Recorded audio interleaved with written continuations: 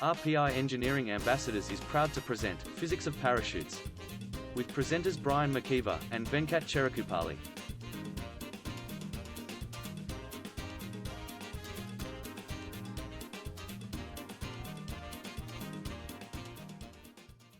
Hello everyone. Now can anyone tell me who this is? That's right, it's Mary Poppins, famous for flying into the scene with her magnificent umbrella. And now does anyone notice anything different or odd about this picture that you see here? And if you don't see it right away, I'll give you a hint. So this man is Louis Sebastien, and he's flying down from a building with only an umbrella. He wanted to find a way to safely escape from a building in case of an emergency, and he tested this by jumping off of a 4-story building using only an umbrella. Luckily for him, he succeeded, and everyone was excited. But what he didn't realize was that he sparked a revolution of what we know today as the parachute. And that's what we're going to tell you about today, the physics of these parachutes. My name is Brian McKeever. I'm a senior mechanical engineer at RPI. And my name is Venkat Cherukupalli. I'm a sophomore aeronautical and mechanical engineer at RPI. So we're going to start by looking at some of the daily forces that we're up against when we're creating the structure of these parachutes. Then we'll move on to talk about some of the applications, where and how these parachutes have been used. And finally, we'll take a look at some of the designs over the years, from their birth in the 1800s all the way up to today and even into the future. First, if we look at this pebble and this feather, what we see here is that if we were to drop them, the pebble would drop a lot faster than the feather. There's two reasons for this. The first thing we're going to look at is F net equals ma, or acceleration equation. This force equation has 3 parts to it. One is the actual force component, which is going to be equal to the mass of the object times the acceleration it's falling at. As we see here, this rock is obviously going to have a lot higher of a mass than the feather does. So when we go to the F equals ma equation, what we see is that it has a higher force, and thus it'll fall a lot faster. But if you go to the next part of it, we also see that, if we watch it again, the feather kind of floats on its way down. This is because of drag force, which is due to the higher surface area that the feather has than the rock. This higher surface area causes an air resistance force, or a drag force, which presses up against the feather. And this causes the feather to kind of float on its way down instead of falling like the rock does. So now here you can see a man who's falling down from a 100-story building. And I want you to think about of what force is acting on this man. And this force is called gravity. And gravity in this case is pointing downwards. And it has a value of acceleration equal to 9.81 meters per second squared. And if we remember the equation we just saw, F net equals ma, we can actually apply this equation knowing that in free fall, gravity is the only source of acceleration. So the a in this case is our gravity g, which we now know is 9.81 meters per second squared. Now, has anyone ever put your hand out of a window of a moving car like this? I'm sure you have. And when you do it, you feel a nice force from the wind trying to push your hand towards the back of the car. It feels like the wind is trying to take your hand away. Then when you put your hand flat to the ground, you have a lot more control over where your hand goes. This force that you're feeling on your hand is called drag force, or air resistance. And the differences you're feeling are because there's a different surface area depending on the position of your hand. Either a lot of surface area or relatively a little bit of surface area. That's the reason for the difference in force that you feel. So part of this drag force is the concept of terminal velocity, or the fastest velocity you can go at. Because there's a force opposing your motion, your speed is now being controlled by that force. So for example, with parachutes, we opt to have the biggest surface area so that we can have a larger drag force, and thus a smaller terminal velocity. So if we were to write it out, a larger air resistance would equal a smaller terminal velocity. If we were to look at an example of this, we're going to have 3 people all in free fall, and we see that 2 of them have parachutes and 1 of them doesn't. The ones with parachutes now have a larger air resistance, and thus they slow down a lot faster into a normal velocity compared to the person who doesn't. This is very crucial for skydiving especially, as we don't want people to be falling at a very fast velocity, and hence why we have parachutes now. So now that we've talked about some of the physics and math behind the structure of these parachutes, let's take a look now at some of their applications, where and how they've been used in the world. Now, engineers often strive to be effective and efficient in the work that they do, and this often involves responding to different crises that are going on around the world. Back in the 1940s, the U.S. Air Force actually used parachutes to help deploy clothing, food, and other health supplies to those in the Berlin area. They also used them during World War II to help pilots and paratroopers escape from planes in cases of emergency. And even after World War II, there were more needs for food, clothing, and other health supplies from our allies, so we were able to take that to them and use parachutes to make sure that everything survived on impact with the ground. But beyond the U.S. Armed Forces, NASA uses parachutes every time they send a shuttle into space. If you remember Apollo 11, which was the first mission to take 2 men to the moon, they actually had 4 different parachutes on the space shuttle. 3 of them were the main pilot chutes, and 1 of them was for emergency purposes. Now luckily, upon re-entry to Earth, everything went well, and at a height of 10,000 feet, they were able to slow down the 32,500 pound spacecraft from 175 miles an hour down to 22 miles an hour in order to safely land in the water. More recently, this parachute was used on the Mars rover.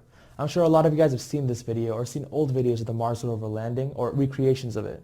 Essentially, it's a very similar parachute, as you can see, because it's meant to do the same thing. Slow the rover down as it's landing on Mars. And on February 18, 2021, that's exactly what happened. In fact, if you see the little red spots on the parachute, that's actually Morse code for dare might things, to show just how difficult it is to get to Mars and how much of an accomplishment it is for NASA to do so. Another part of parachutes is it's used in leisure activities. As you can see on the top, this runner is running with the parachute hanging behind them. The use for this is to slow them down and provide resistance. As we talked about earlier, the air resistance provides a force the runner now has to run against, thus building their muscles and building their endurance. That way when they take the parachute off, it's a lot easier for them to run the same distance. And during drag racing, a big part of it is slowing down. These cars reach very fast speeds in very little time, meaning that afterwards they need to quickly slow down so that it's safe for the audience, safe for the driver, and safe for the car. So now that we've looked at some of the different applications of these parachutes, let's take a look now at some of the different designs that they've taken over time and where the designs are headed in the future. So if we look here, this is one of the first parachutes on the left, designed by Leonardo da Vinci himself. And on the right, in 2000, someone tried recreating it. Of course, not the exact same pyramid design as you can see, but it was tweaked for safety and comfort, which is something Leonardo da Vinci didn't have back in the 15th century. But if we look at designs now, we see that we've gone away from this pyramid design and moved towards more circular designs. And these circular designs are a lot better for air resistance, as they capture a larger amount of air and provide that slowdown factor needed to reach a lower terminal velocity. As you can see on the left one, there's little pockets pockets or holes through which air can travel. This is another very important design element that has been brought about in recent times. Because if you've ever had like clothes on a clothes hanger or anything like that, you'll notice that in the wind they tend to get tangled around each other, which is something you'll see in parachutes when there's gusts of wind. So to avoid this, there are these little holes through which air can travel. That way all the parachute is actually doing is falling and slowing you down, instead of trying to twist on itself and getting blown away by gusts of wind.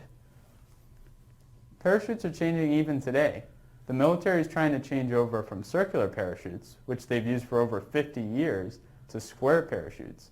And the reason for this is because they oftentimes have a target that they want to land on, and it's actually easier to maneuver in square parachutes than it is for circular parachutes.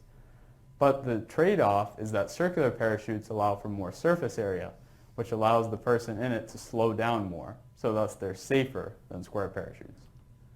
But also the future of aviation may be in the hands of parachutes.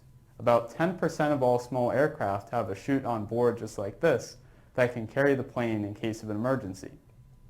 Now, it's a little trickier for commercial aircraft because those planes will weigh over 400 times more. And as we've learned here today, the heavier something is, the more surface area we would need in order to slow it down. So you can imagine how bulky such a parachute would need to be. You'd have to take out some seats, lessen some space in the plane in order to accommodate that. So that's something that engineers will have to work on and continue testing to try to implement in the future. But now let's look at the different engineers involved in the design of a parachute. First, we have biomedical engineers, who look at the actual effects of the slowdown or the parachute on the human body, because lots of G-forces or high forces in general can be very bad. Then we have materials engineers, who look at the actual materials used to make these parachutes. This is crucial because you don't want the parachute melting if it's really hot outside, or getting tangled because it's not made of the right material. They also have to last a very long time. After that, we have aeronautical engineers, who are in charge of making sure the parachute will do the job it's intended to do, which is slow you down as it travels through the air. And finally, mechanical engineers, who look at the design and manufacturing process of these parachutes. Without any single one of these people, we can't have a design of a parachute, and we wouldn't have the amazing parachutes we have today. Thank you guys for listening in. If you have any questions, feel free to comment on this video or reach out to the RPI Engineering Ambassadors. And now we'll move on to our hands-on activity. All right, we're going to go through the actual hands-on activity now. If you guys want to follow along, these are very simple materials you probably have in your own house, or you can grab it from anywhere around you. So first we have our budget.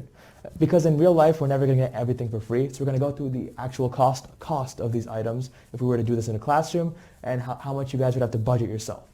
Here we have string, which is 1 foot, and it costs you $10. Then we have skewers. Here we have 3 skewers. It's $15 a part, but each skewer would be $5. After that, we have our 3 pipe cleaners that we have. This is $15 a part. Of that, each one is $5. Then we have tape. For each 6 inches of tape, it would cost you $5. One coffee filter sheet, hint this could be a very useful object, would be another $5. A Ziploc bag is $20. Construction paper would cost you $15. Scissors would be another $15. And glue, which we don't have on us today, would be another $5. Of the parts we have right now, this costs a grand total of $100, of which we have to choose $70 of parts. So Brian, if you want to go through the exact parts we're choosing and why. Sure. Another thing to keep in mind here, you will be creating your own parachutes, and the payload that you'll be dropping is going to be this ping pong ball right here. So today Venkat and I are going to be using our $70 on a couple different things. First, we're going to be using our Ziploc bag here for $20. We want to make sure the ping pong ball payload has something to go in. That'll be one. We're also going to need our coffee filter. Again, we're going to go more towards a sort of a circular parachute design rather than a square parachute. We want to make sure we're having a safe parachute created here today.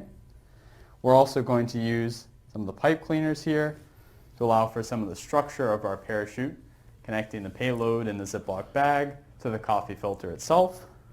And of course, to connect all that together, we're going to need some tape. So we'll be sure to use that, as well as some scissors. So that comes out to a grand total of $60 if we were to only use 6 inches, which means you have another $10 to work with if we needed more tape, more skewers, or more pipe cleaners. This is a great way to budget yourself to understand where exactly you're working within the confines or any constraints you may have, and you can go from there. So now we're going to get started on building. You guys can see that for a bit, and then we'll cut to the actual final product so you guys can test with us as well. All right, let's get started. All right. Awesome. So with this, That's sealed. I was thinking we can use the pipe cleaners to kind of, all 3 corners. All 3 corners, there yep. we go, yeah. I like it, yep. Nice. Yep. Awesome. So let me assemble our tape here. We're going to Awesome. need 6 inches of tape. So that'll be about that much. Another great thing to have is a ruler or a tape measure on you so you can measure out the exact amounts. All right. Somewhere about there. So our scissors. Great. All right. So I'm going to take a little bit just to... Yep. So if we think it out here, we have 6 inches of tape. We're going to have 3 pipe cleaners that we'll need to secure at both ends. So probably about 1 inch of tape You're right, yeah. per side of the pipe cleaner. It's about 1 inch there, and then 1 inch on the other side when we connect it to the bag. Great. So we're actually going to cut here and finish building this because we don't want to take too much of your time. So you guys can do this on your own as well, and we can see each other after we finish that. Sounds good. All right, everyone, we're back with our finished product. As you can see here, this is what we made using the pipe cleaners, the coffee filter, and the Ziploc bag. We didn't end up using the string, but we did use the tape and scissors to help us out a little bit. So what we're going to do now is go over our categories for testing. We have 2 categories. We have the safest, which means the longest time that one could take to fall, and then the most accurate. Normally you'd be competing against your friends or other classmates, but today it's just us demonstrating it, so we really have no point of reference. But we want you guys to design better ones than us and beat us in either the safest or most accurate category. So Brian, you want to kind of go over as you're getting up here what your thought process was with this? Sure. So in terms of the parachute itself? Yep. So we have our more of a circular parachute. Again, if you remember, circular parachutes are going to be a little safer than square parachutes. provide a little more air resistance and drag force due to their increase in surface area, we also decided to use all 3 pipe cleaners to connect the payload in the Ziploc bag and the coffee filter itself, so that way it can all be one piece together. Awesome. So I have my stopwatch here on my phone. You guys can also grab this when you guys are testing as well. And Brian's essentially just going to drop it from the stable height, and we'll see where it lands and how long it takes to land. All right? 3, 2, 1, start.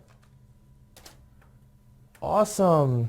So as you guys can see here, it didn't really land exactly where we wanted it to, a little bit off center, but overall it took about 2.15 seconds. You guys can't really see my phone, but it's 2.15 seconds. 2.15 seconds.